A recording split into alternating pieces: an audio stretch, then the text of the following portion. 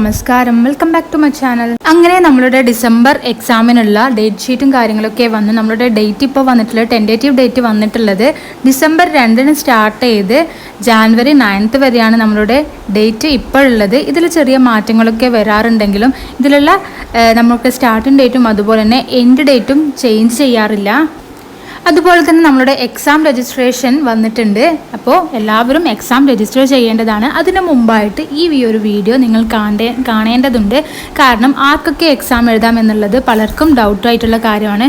അതുപോലെ തന്നെ നമ്മൾ എക്സാം രജിസ്റ്റർ ചെയ്യുമ്പോൾ അതിൻ്റെ ഫീസും കാര്യങ്ങളും എന്തൊക്കെ കാര്യങ്ങളാണ് നമ്മൾ ശ്രദ്ധിക്കേണ്ടത്, അങ്ങനെയുള്ള കാര്യങ്ങളാണ് ഈ ഒരു വീഡിയോയിലൂടെ പറയുന്നത്. അപ്പോൾ ആദ്യം തന്നെ നമ്മുടെ എക്സാം രജിസ്റ്റർ ചെയ്യാൻ നമ്മളുടെ ഇഗ്നോയുടെ ഒഫീഷ്യൽ വെബ്സൈറ്റിലേക്ക് പോവുക. അതിൻ്റെ താഴെയായിട്ട് നമുക്ക് ഒഫീഷ്യൽ നോട്ടിഫിക്കേഷൻ വന്നിട്ടുണ്ട്. Link for online submission of examination form for December 2024 TE എന്ന് കാണാം. അതിൽ ക്ലിക്ക് ചെയ്യുക. അതിൽ ക്ലിക്ക് ചെയ്യുമ്പോഴാണ് നമുക്ക് ഇതുപോലെയുള്ള ഒരു വിൻഡോ വരും. ആദ്യം തന്നെ നമുക്ക് കാണാം ഇമ്പോർട്ടൻറ്റ് നോട്ട് എന്ന് പറഞ്ഞിട്ട് കുറച്ച് ഇൻസ്ട്രക്ഷൻസ് പറയുന്നുണ്ട്. ഇതിൽ പറയുന്നത് ആർക്കൊക്കെ ഈ ഒരു എക്സാമിന് അപ്പിയർ ചെയ്യാൻ വേണ്ടി സാധിക്കും എന്നുള്ളതാണ്. അപ്പോൾ നമുക്ക് ആദ്യത്തെ ഇൻസ്ട്രക്ഷൻ നോക്കാം. അതിൽ പറയുന്നത് നമുക്ക് 2024 ജാനുവരി സെഷനിൽ, ഇവിടെ ഡിസംബർ 2023 എന്നാണ് പറഞ്ഞിട്ടുള്ളത്, അത് ജാനുവരി സെഷനാണ് ഉദ്ദേശിക്കുന്നത്. ആ 2024 ജാനുവരി സെഷനിൽ അഡ്മിഷൻ എടുത്ത ഇയർ വൈസ് പ്രോഗ്രാമുകാർക്ക്, അതായത് UGയോ അല്ലെങ്കിൽ PGയോ ആയിട്ടുള്ള പ്രോഗ്രാം സെലക്ട് ചെയ്ത ആൾക്കാർക്ക്, അതുപോലെ തന്നെ 2024 ജാനുവരി സെഷനിൽ രജിസ്ട്രേഷൻ ചെയ്ത് സെക്കൻഡ് ഇയറിലേക്കോ തേർഡ് ഇയറിലേക്കോ രജിസ്ട്രേഷൻ ചെയ്തവർക്കും ഈ ഒരു അക്കാഡമിക് ഇയറിൽ നമുക്ക് ഡിസംബർ എക്സാമിന് വേണ്ടിയിട്ട് അപ്ലൈ ചെയ്യാവുന്നതാണ്. ഇനി രണ്ടാമതായിട്ട് പറയുന്നത്, നിങ്ങൾ ഡിപ്ലോമ അല്ലെങ്കിൽ PG ഡിപ്ലോമ പ്രോഗ്രാം രജിസ്റ്റർ ചെയ്തിട്ടുണ്ട് 2024 ജാനുവരി സെഷനിൽ രജിസ്റ്റർ ചെയ്തവരാണെങ്കിൽ നിങ്ങൾക്കും ഈ ഒരു എക്സാം എഴുതാൻ പറ്റും. ഇനി നിങ്ങൾ സെമസ്റ്റർ വൈസാണ് നിങ്ങൾ എക്സാം എഴുതുന്നത് എങ്കിൽ, അതായത് നിങ്ങൾ ജൂൺ 2024 അഡ്മിഷൻ എടുത്തവരായാലും നിങ്ങൾക്ക് എക്സാം എഴുതാൻ സാധിക്കും. അത് നിങ്ങൾക്ക് സർട്ടിഫിക്കറ്റ് കോഴ്സോ അല്ലെങ്കിൽ PG സർട്ടിഫിക്കറ്റ് പ്രോഗ്രാമോ ഏതുമായിക്കോട്ടെ, സെമസ്റ്റർ വൈസ് ആണെങ്കിൽ നിങ്ങൾക്ക് ഈ ഒരു എക്സാം എഴുതാം.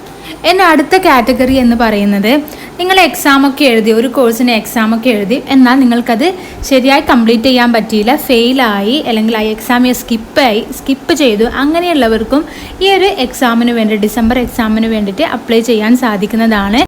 ഇനി നിങ്ങൾ മുൻ വർഷങ്ങളിൽ നിങ്ങൾ ഇഗ്നോയുടെ ഏതെങ്കിലും ഒരു കോഴ്സിന് രജിസ്റ്റർ ചെയ്തു എന്നാൽ എക്സാം എഴുതിയില്ല, അങ്ങനെയുള്ളവർക്കും ഈ ഒരു എക്സാമിന് വേണ്ടിയിട്ട് അപ്ലൈ ചെയ്യാവുന്നതാണ്. നമ്മളുടെ എക്സാം രജിസ്ട്രേഷൻ സ്റ്റാർട്ട് ചെയ്തിരിക്കുന്നത് സെപ്റ്റംബർ 9 അത് മുതൽ 15 ഒക്ടോബർ വരെ വിത്തൗട്ട് ലൈറ്റ് ഫീ നിങ്ങൾക്ക് എക്സാം രജിസ്റ്റർ ചെയ്യാവുന്നതാണ്. ഇനി അടുത്തതായിട്ട് ഇമ്പോർട്ടൻറ്റ് നോട്ട് എന്ന് പറഞ്ഞിട്ട് ഇതിൽ കൊടുക്കുന്നുണ്ട്. അതിൽ 3 നമ്മൾ ഓൾറെഡി ഡിസ്കസ് ചെയ്തതാണ്. അതിൽ 4 എന്ന് പറയുന്നത്, the student should confirm that he or she is having the validity of programme. അതായത് നമ്മളുടെ പ്രോഗ്രാം നമ്മൾ മുൻവർഷങ്ങളിൽ എപ്പോഴെങ്കിലും രജിസ്റ്റർ ചെയ്താണെങ്കിൽ അതിൻ്റെ വാലിഡിറ്റി ഈ ഒരു എക്സാം വരെ നമുക്ക് ഉണ്ട് എന്ന് ഉറപ്പാക്കുക. നമുക്കറിയാം നമ്മളോട് ചില കോഴ്സുകൾ നമുക്ക് 4 വർഷത്തെ വാലിഡിറ്റി ഉണ്ടായിരിക്കും, ചില കോഴ്സിന് നമുക്ക് 6 ഇയേഴ്സ് വാലിഡിറ്റി ഒക്കെ ഉണ്ടായിരിക്കും. അപ്പോൾ ഈ ഒരു വാലിഡിറ്റി ഉണ്ട് എന്ന് അറിഞ്ഞതിന് ശേഷം മാത്രം നിങ്ങൾ എക്സാമിന് വേണ്ടിയിട്ട് ഫില്ല് ചെയ്യുക. ഇനി നെക്സ്റ്റ് പറയുന്നത്, നമ്മൾ തന്നെ ഒരു എക്സാമിന് വേണ്ടിയിട്ട് അപ്ലൈ ചെയ്യുമ്പോൾ ആ ഒരു സബ്ജക്റ്റ് നമ്മൾ ഒരിക്കലും എക്സാമിന് എഴുതിയതോ അല്ലെങ്കിൽ നമ്മളത് കംപ്ലീറ്റ് ചെയ്തതോ ആയിരിക്കരുത്. അങ്ങനെയുള്ള ഒരു സബ്ജക്റ്റ് നമുക്ക് ഒന്നും കൂടി എഴുതി മാർക്ക് കൂട്ടാമെന്ന് ഒരാളും വിചാരിക്കരുത്.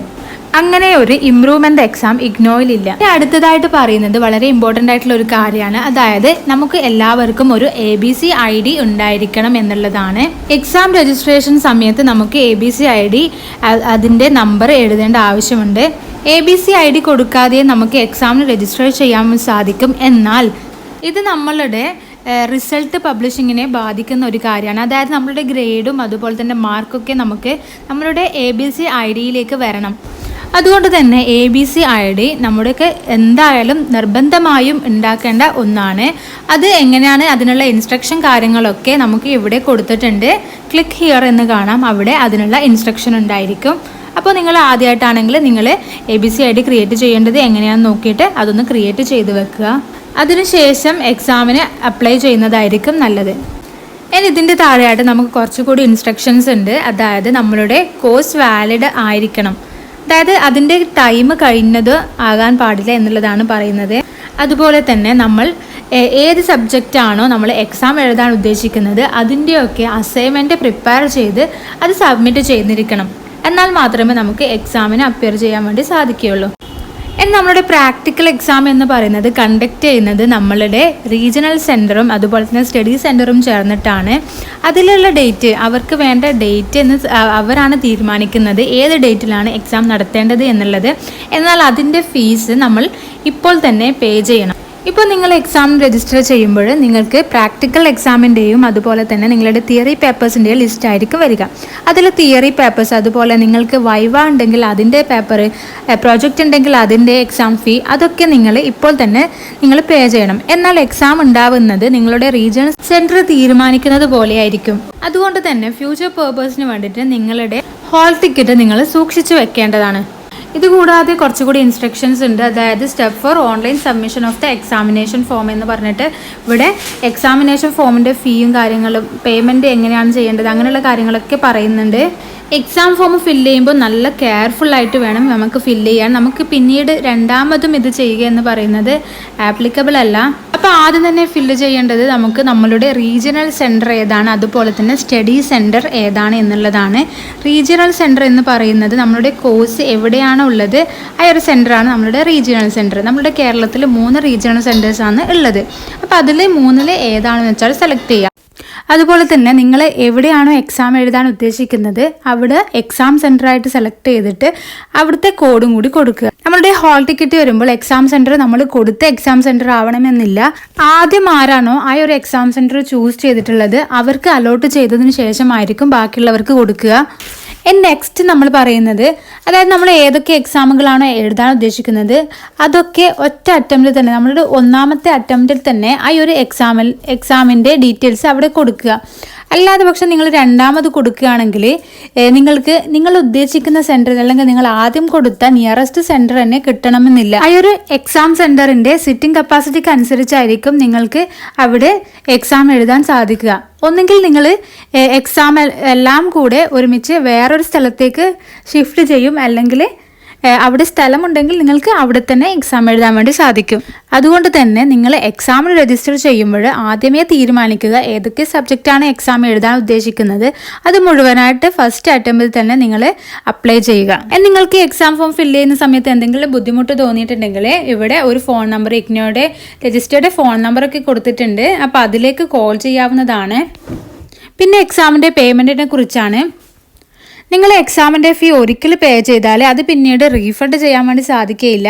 നിങ്ങൾ ഒരു തവണ എക്സാമിന് വേണ്ടിയിട്ട് രജിസ്റ്റർ ചെയ്തു, എന്നാൽ നിങ്ങൾക്ക് രജിസ്ട്രേഷൻ്റെ കൺഫർമേഷൻ ഒന്നും വരുന്നില്ല എങ്കിൽ നിങ്ങളൊരു 72 hours വെയിറ്റ് ചെയ്യണം. എന്നിട്ട് മാത്രമേ അടുത്തൊരു പേയ്മെൻറ്റ് ചെയ്യാൻ പാടുള്ളൂ. ഒന്നുകിൽ അത് നിങ്ങളുടെ കൺഫർമേഷൻ ആയിട്ടുണ്ടായിരിക്കും രജിസ്ട്രേഷൻ, അല്ലെങ്കിൽ നിങ്ങളുടെ കൺഫർമേഷൻ റിജക്റ്റ് ചെയ്തിട്ട് നിങ്ങളുടെ ഫണ്ട് നിങ്ങളുടെ അക്കൗണ്ടിലേക്ക് വന്നിട്ടുണ്ടാകും. നിങ്ങൾക്ക് എക്സാമിനേഷൻ സെൻറ്റേഴ്സ് എവിടെയൊക്കെയുള്ളത് എന്ന് നോക്കാൻ വേണ്ടിയിട്ട് ഇവിടെ ക്ലിക്ക് ഹിയർ എന്ന് കാണാം. അവിടെ ക്ലിക്ക് ചെയ്താൽ നിങ്ങൾക്ക് വേണ്ട എക്സാമിനേഷൻ സെൻറ്റേഴ്സിൻ്റെ ലിസ്റ്റ് ഉണ്ടായിരിക്കും. അതിൽ നിന്ന് നിങ്ങളുടെ എക്സാമിനേഷൻ സെൻറ്റർ കോഡ് സെലക്ട് ചെയ്യാവുന്നതാണ്. അപ്പോൾ എല്ലാവർക്കും വീഡിയോ യൂസ്ഫുൾ ആയെന്ന് കരുതുന്നു. എന്തെങ്കിലും ഡൗട്ട് ഉണ്ടെങ്കിൽ നിങ്ങൾക്ക് താഴെ കമൻറ്റ് ചെയ്യാവുന്നതാണ്. താങ്ക്